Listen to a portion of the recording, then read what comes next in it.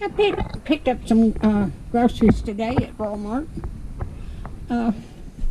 I got me some more milk. I got me some more frozen dinners. There's a beef roast, pot roast bowl.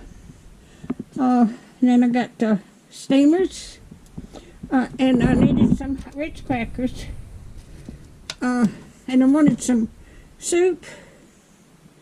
And I got a can of mushroom soup. Got some bananas. And I got a Marie Callender fettuccine with chicken and broccoli. And there's a Michelin that Alfredo fettuccine. And one that's Salisbury steak. And another one that Alfredo with chicken and broccoli. If you like my videos, just like, share, and subscribe, and hit that bell when you want to be notified when I got another video coming out. And thank y'all so much for watching.